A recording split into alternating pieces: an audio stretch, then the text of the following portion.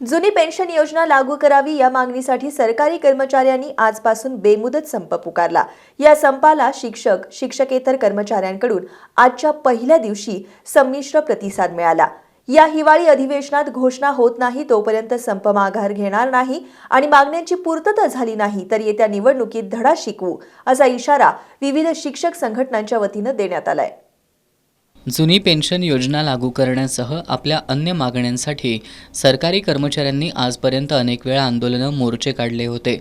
यापूर्वी सुद्धा संप पुकारला होता। त्यावेळी मुख्यमंत्र्यांनी लेखी आश्वासन देऊन समिती सुद्धा नेमण्यात आली होती। मात्र हिवाळी अधिवेशन सुरू झालं तरी या आश्वासनाची पूर्तता न झाल्यानं सरकारी कर्मचारी आजपासून पुन्हा एकदा संपावर गेलेत। यामध्ये सरकारी शिक्षक, शिक्षकेतर कर्मचाऱ्यांचा पहिल्या दिवसाच्या संपाला संमिश्र प्रतिसाद मिळाला। शहरात काही ठिकाणी सकाळच्या सत्रात शाळा सुरू होत्या। शिक्षक नेत्यांच्या आवाहनानंतर काही शाळा बंद करण्यात आल्या। ग्रामीण भागात काही प्रमाणात या संपाला प्रतिसाद मिळाला।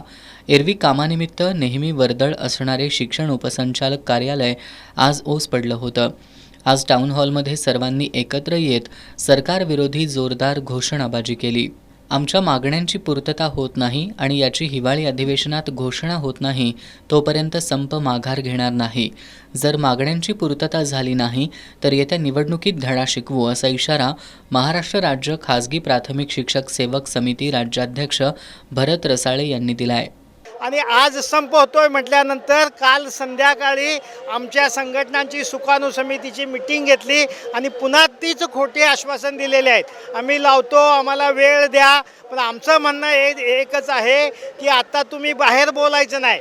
म्हणजे सभागृहामध्ये, विधानमंडळामध्ये अधिवेशन चालू आहे, त्या ठिकाणी तुम्ही सरकारची भूमिका जाहीर केली पाहिजे आणि त्या ठिकाणी आपल्याला ही जुनी पेन्शन योजना आम्ही लागूच करतो अशा प्रकारचं जाहीर आश्वासन विधानमंडळामध्ये दिलं पाहिजे, तरच हा संप मागे घेतला जाईल। अन्यथा उद्यापासून या संपाची राज्यामध्ये तीव्रता याच्यापेक्षाही जास्त वाढवली जाईल।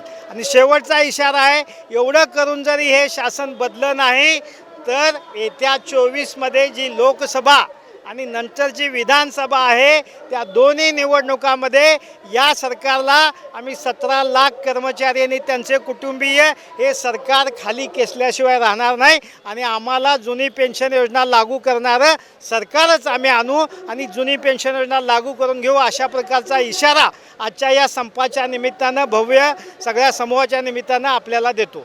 दरम्यान आजच्या शिक्षक, शिक्षकेतर कर्मचाऱ्यांच्या संपाला संमिश्र प्रतिसाद मिळाला।